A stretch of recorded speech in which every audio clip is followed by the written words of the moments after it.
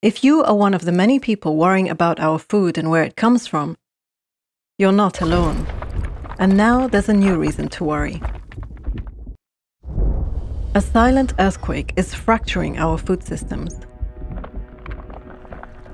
These new cracks are spreading all the way from digital giants in Silicon Valley and Seattle and shadowy asset management companies on Wall Street, through the industrial food chain, heading for seeds, shop shelves, and the food on your table. Whether we grow, sell, or buy food, we're all going to be impacted by these rapidly spreading fault lines. So what's really going on? At first, we learnt of recent mergers between big companies in the seed and agrochemical sectors like Bayer Monsanto. But that is just part of the story.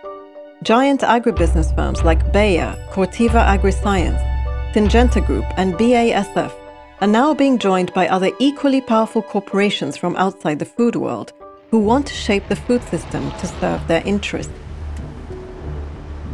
Giant asset management companies that most people have barely heard of have been buying up shares in the world of food and agriculture, gaining enormous influence over their future development. A snapshot from 2016 showed that already the world's 5 biggest institutional investors all owned a slice of all the 5 largest seed companies. Does this matter? Yes, it does. This is an anti-competitive practice called horizontal shareholding, which is fueling the whole anti-competitive corporate concentration process. It allows a handful of corporations to reshape the entire global food and agriculture industry to feed the interests of company CEOs and shareholders. There is no intention to protect small farmers or people's health, only to feed the wallets of company CEOs and shareholders. It means they don't need to compete with each other because they have common owners, so they can push prices up, making everything related to food and farming more expensive for the rest of us. But they are not only interested in food, they are interested in data as well. Big finance is investing in the technology sector too, and together they have plans about how to use that data to make money. It all begins with a total transition to automated digital farming. Big finance and big tech companies want farming to go online, whether farmers like it or not. And all sorts of things are in the pipeline. Those drones, 5G networks, Wi-Fi balloons, and internet satellites being rolled out across the skies. That's not just about faster social media and cat videos. That is the backbone for digital farming. The food system is full of things that can be turned into data for data giants to harvest. There's DNA in the seeds, water and soil data on farms, data about moving commodities from field to factory to the dinner table, and of course, all the grocery sales and consumer data. For example, there are even commercial operations already underway using facial recognition to monitor herds of cows and pigs. Other plans on the digital farm include using remote sensing, computer-generated data, artificial intelligence, satellites and drones, driverless tractors, and robotics. Whoever gathers this data will gain immense power and influence, especially in today's world where data is hoarded and traded for big bucks. Farm machinery companies are also teaming up with big data and drone manufacturers, as well as pesticide and seeds companies. They are investing in digital tech platforms to make sure they don't miss out on the bonanza that's planned. So where does all this leave farmers? At the moment, it looks like farmers will have to pay for and adapt to complex digital technologies, losing their skills and their privacy and decision-making about what happens on their farms, and even the right to repair their equipment. If digital farming goes big, it's likely to increase companies grabbing land from peasants and destroying forests and biodiversity.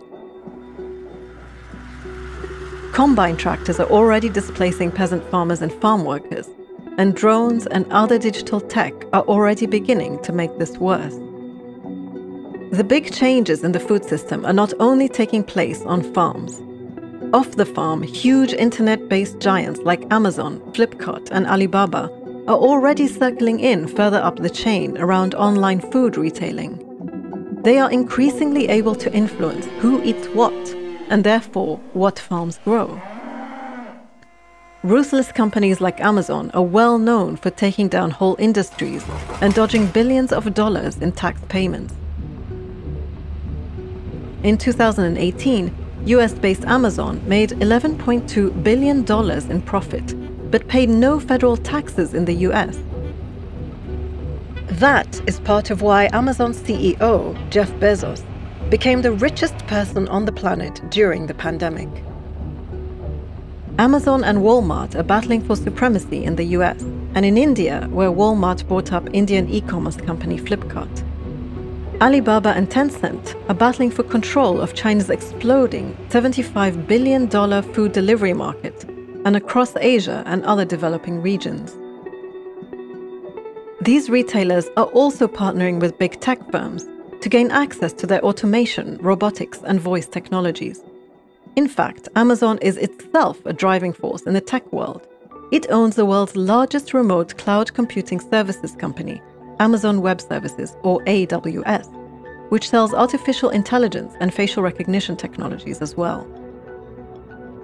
AWS has made up the bulk of Amazon's operating profits for the last several years. Amazon uses the money it makes from selling shoes, books, and cloud computing to break into food and agriculture.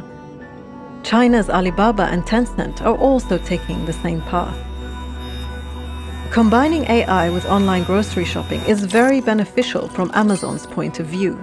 It gains vast amounts of valuable data about what each of us eats every day, analyzes it with AI, and then uses the results to profile us and persuasively nudge and push us to consume yet more product.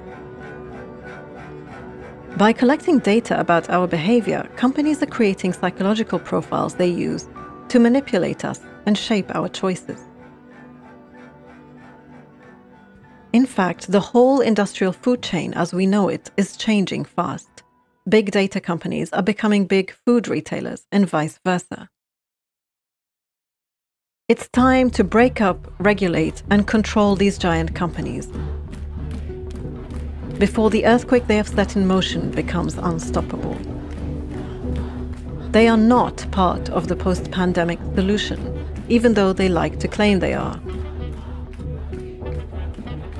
And it's time to assess new technologies in an inclusive and transparent way so that we can all have a say in what technologies are developed and for whom. Because data, all those swelling banks of ones and zeros and artificial intelligence, isn't really knowledge, and it certainly isn't wisdom. The wisdom that we need to feed ourselves isn't to be found in artificial corporate intelligence. You don't need to ask Alexa when we have farmers' knowledge and community knowledge. Localized, biodiverse, peasant, and agroecological food systems provide the answer. Decentralizing control and democratizing food systems is the key to feeding our world in a fair and ecological way. It works for farmers, it works for local economies, it produces nourishing food, it protects biodiversity, and it will help to stop future pandemics. If we grow our food in a way that protects small farmers and peasants' knowledge rather than Silicon Valley's profit margins, working in harmony with our environment and with local communities, we will all benefit.